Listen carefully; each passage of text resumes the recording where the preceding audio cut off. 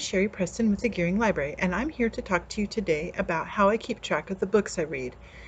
In 2006, I read a book on Overdrive. I listened to it. It was called The Apprentice by Tess Gerritsen, and as I listened to it, I realized it was really familiar. It was kind of like deja vu, but I looked at the cover and I knew that I had not seen that before. And as I got to the end of it, I realized that the paperback is what I had read in the physical book, and it was a different cover than what they used for the audio version. And I decided that while I didn't mind rereading a book from time to time on purpose, I didn't want to do that again by accident, because there's too many books to read if you don't want to accidentally read them twice.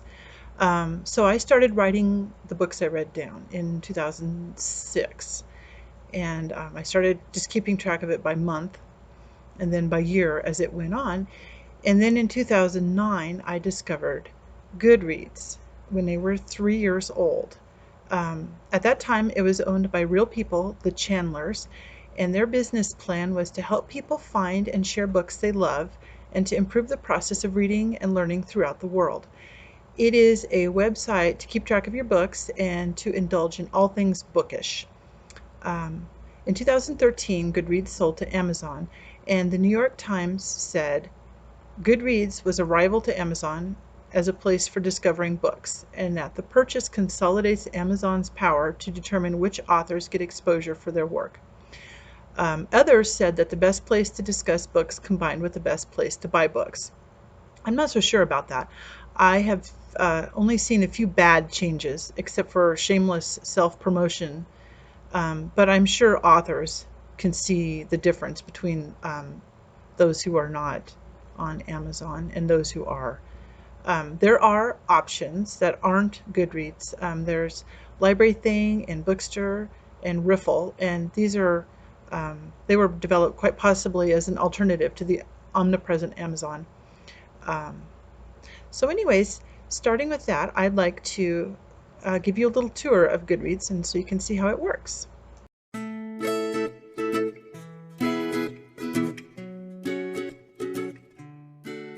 Okay, well here I am back, and this is the home page of my Goodreads, and it shows off to the left what I'm currently reading, and then it shows in the middle kind of some updates from friends of mine and what they're reading, so if you have friends you can keep track of them there. Off over here we have news and interviews. You can click on that real quick.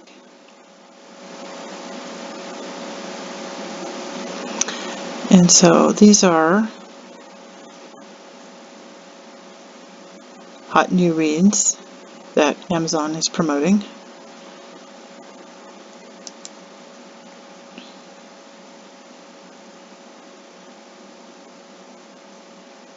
I think it takes a long time to churn through mine because I have so many books. And then they've got recommendations over here. Sometimes they're crazy recommendations and sometimes they make sense. There is a reading challenge they've done for the past few years, and so I said I'd like to try and read 80 books this year, and it looks like I'm probably going to make it. Here's my want to read shelf. So when you originally start off with Goodreads, over here on the left, they give you 3 shelves. And so all of your books have to fit into one of these, and then they can go on any one of these that you want also, or multiple ones. But I found that I had books that I didn't want to read, wasn't currently reading, and hadn't read, but I wanted to keep track of. And one of those is Did Not Finish, and the other one is Of Interest Only. And I added these two. It's a little more complicated to do that, but it's not too difficult. But I keep track of my husband's books, and there might not be books that I want to read, but they have to be on one of these these shelves here. And so then from below, I keep track of my books by the year, and then I also keep track of just different things about them. So if somebody asks me if I could recommend a funny book, sure, I've got a list of 50 of them right here. So that's kind of how the front page works. And then I'm going to go through this next shelf over here, My Books.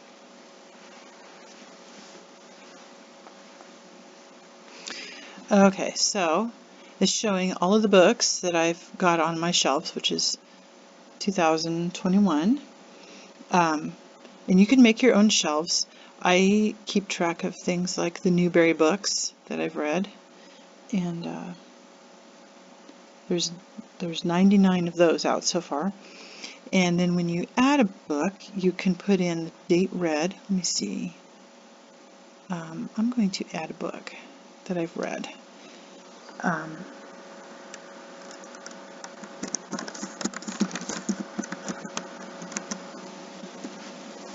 So I'm going to search. Okay, so here's Save Me the Plums by Ruth Reichel. And I'm going to put down that I've read it, although I'm technically currently reading it. And then you can choose the shelves. It'll be this year. And it was a book group book. There it is. And then there's also nonfiction. And you don't have to put any of those shelves in you don't want to. I just am one of those people that likes to do that. And I'm going to just set the date to today. And then if you've read it multiple times and you know that, you can click add a read date, and then it'll add more dates for you to put in there. And I don't know that you have to put down the date that you read it. But, so anyways, there it is. So then if we go through, let's look at this book. Hillbilly Elegy. So this one I've read, and I'm going to click on this. And if you scroll down here a little ways, it's a book that made me think, nonfiction. And then you can see my friends that read it. You don't have to have friends if you don't want to, but that's one of the ways you can use it to kind of keep track of what other people are reading and what they might suggest to you. If you go down here a little bit further, here's trivia. So you can take trivia quizzes on it. And if you've read a book that had something memorable in it, a quote that you want to remember or want to find again, and you don't want to read the whole book, a lot of people helpfully put quotes in here. And there's just tons and tons of quotes from different books in here. But they're sorted by book. See, lots of stuff there. And if you go back to that book, at the very bottom, these are reviews from people I don't know, or questions that people have asked about it. If you want to find out if maybe a book's appropriate for a certain age of kiddo, then you can possibly see the answer here, or there's 56 questions people have asked. You can ask other people that have read it. But anyways, there's a lot of reviews here that you can scroll through. And at the very bottom, if you've read a book that was phenomenal and nobody you know has read it, you can discuss it with people here. Most of these have been done yet this year, so even though the book came out 3 or 4 years ago, people are still talking about it and have questions and that kind of stuff. Let's look at another book. Here is one of my favorites. Is Tender Land. When I read this book, when I entered it, I did a review, and so you can do that if you want to. And this is how I put my quotes in here. If I find a quote I like, I just generally stick it in my review. Also, if you've read a book, you can follow the author. And there's a lot of authors that are active on here. Not all of them are. But Amy Stewart, why did I spell that wrong?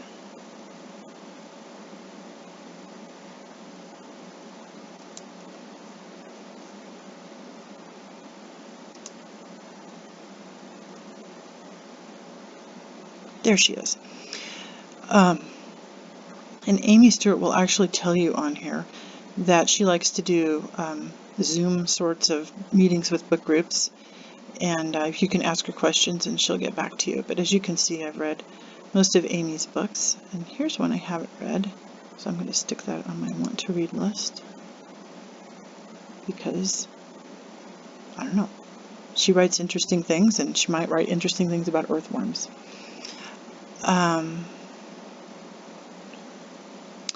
So if you go back to my books, you can see down here at the bottom how you can add books, and it's not too difficult. One thing you can do, if you have your books on a spreadsheet, you can import them. I think they want you to have your columns titled, like author and title. And if you have the ISBN, I think it works better. But I think that it will add those in there. And then also, if you're going through, sometimes they put different editions in there, and you can accidentally say that you've read a book twice when you just selected a different edition. And so you can hit this find duplicates. I don't know if I've got any duplicates in there or not. I have 3 duplicates. So then I can just click on here and say, I'm sure I didn't delete that. I'll just do this one. And it's pretty slick. That way it's a little more, I don't know, I like things organized. I guess maybe that's why I'm in the library. Let's see. So also, if you want to add a book that you've read, there's a few ways to do that. Since I've been keeping track for so long and I've got so many books on here, I'm going to go way back and I'm going to type in, I know I've read some of those books. So here's the Boxcar Children, and I'm just going to go click on the author. And I'm sure I read the second one of those, so I can click on read, and I can, whoa, let's see, I'm just going to bring that up. And then I can go down here and click on kid books and pre-2007, and I'm not going to put a date. I might put, but you already suppose I read that. Let's see, that's probably a little early. Let's go 81. There we go. Alrighty, and then I don't have to actually add that to my feed, because that would be what my friends are like, oh wow, she just read Surprise Island. We read that years ago. So then, also if you click on, let me type in a different book. Let's do this.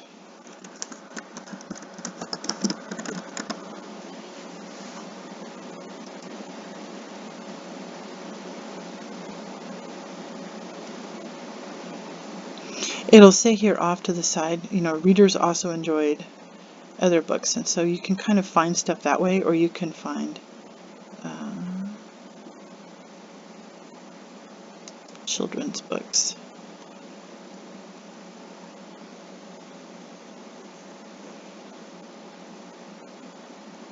If you want to go through and find books that you've read, you can click on those that way. Let's see, what else? If you've read a book that you cannot find, you can add them.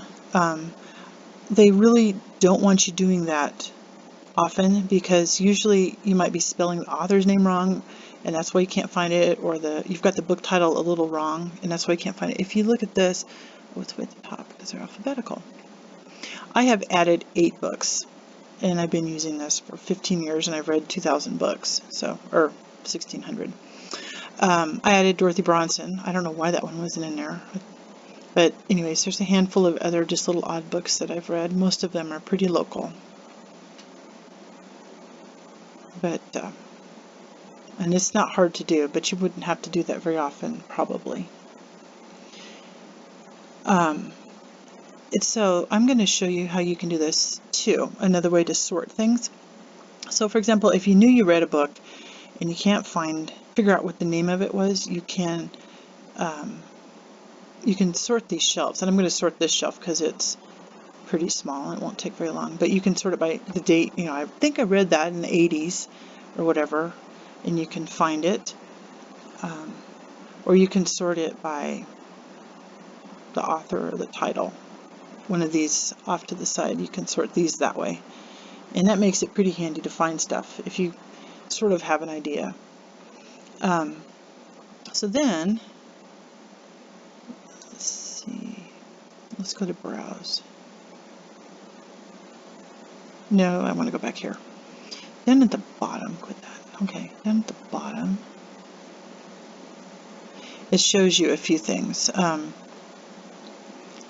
I love messing around with the stats and seeing that. So when this pulls up, it shows by books. And you can see how many books I read each year, just kind of against each other. This was the year that Grand Island remodeled their library. And I had 4 little kids, and so I read a lot of the Newbery books, and I read a lot of the Golden Sower nominees and that kind of stuff, because they had those shelves available, and they were close to the children's section. You can sort it by pages, and you can see that year still takes the cake for everything. And then publication year.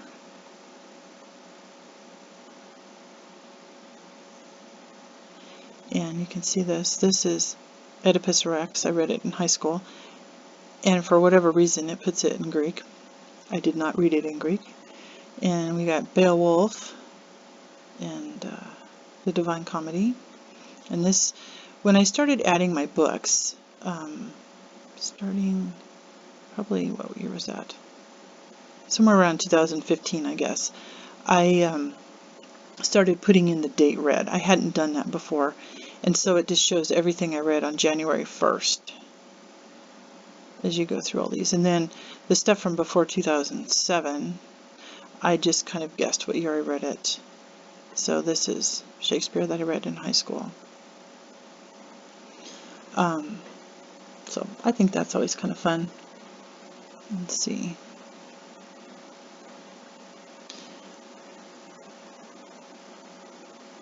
And let's go to Browse now.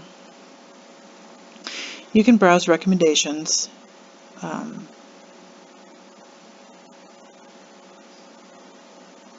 Again, keeping in mind that they're probably coming directly from Amazon. The Goodreads has a Reader's Choice Awards, and I think they're probably also sort of skewed towards Amazon. But it's kind of a big thing to make the Reader's Choice Awards. They have giveaways. And so you can see this is a print book, but some of them are Kindle that they're giving away. And generally they're relatively new books that they're trying to promote, or the author is trying to promote. Lists is a lot of fun. So, for example, if you're going to go on vacation to, say, for example, Italy, you can type that in here and find books that take place in Italy. But they have featured lists, books to boost mental health, that kind of stuff, anticipated best books ever. That's one way you can actually add books to your have read list that you know you've read and you just don't have it written down or whatever. You can just go through these and click on, oh yeah, I've read that, which I haven't. So that's how that works. And then, let's see, was that all of that? Yeah, pretty much. Community is kind of fun too. There's groups. If you want an online book group, you can find one. It's not hard to do. I have both of my book groups on here that I'm Gering Food for Thought and the Book Junkies. There's also a group for what's the name of that book, and they weren't able to help me with the book that I wanted to help find the name of, but there's a lot of interesting chat going on in there. There's popular groups. There's Reese's Book Club, Oprah's, that kind of stuff. Lots of stuff to look through there. There's discussions, and then the quotes, ask the author, trivia. This is amazing. So this is a never-ending book quiz, and if you look down here, I've answered 4,500 questions, and I've gone through 1.6% of the questions on here. So, anyways, as well as being a playwright, Shakespeare was also an actor. He played the ghost in Hamlet. I have no idea. I've not read those. You can skip questions. That helps a lot. I didn't know the answer to that one either. So let's see, there's trivia and there's quizzes, and you can actually make your own book quizzes, or once you've got done reading a book, you can take a quiz on it and see what you remember about it. There's creative writing. So if you write or you want to read creative writing, there's people that publish their stuff on there. 115 chapters of this one. Also, there's people, which is kind of interesting. You can see their top reviewers, and sometimes you can. I follow a few reviewers because I like the kind of books that they read, and I like what they have to say about them.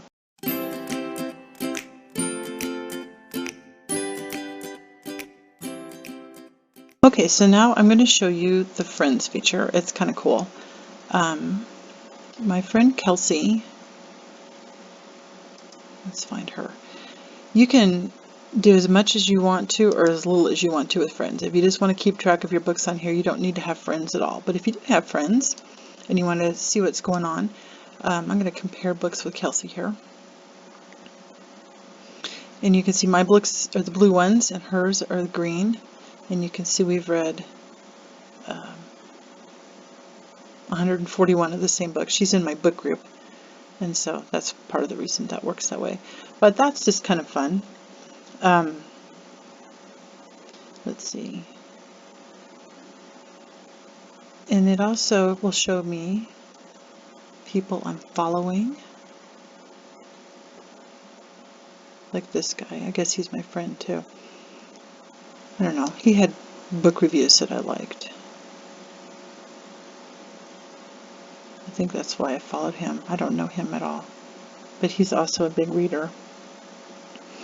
And you can see what his year in books and his reading challenge. So anyways, that's kind of how that works. And you sign up with your email address and you have a password. And if you want to find me, you're sure welcome to find me. I'm Sherry Beth Preston.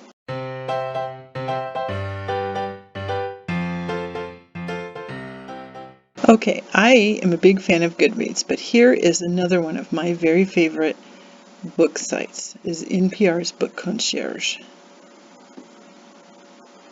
So you can pick, they've been doing it for several years, so I'm going to pick 2016, and so you can pick what kind of book you think you might like to read, a memoir, and then you can pick one that is rather long,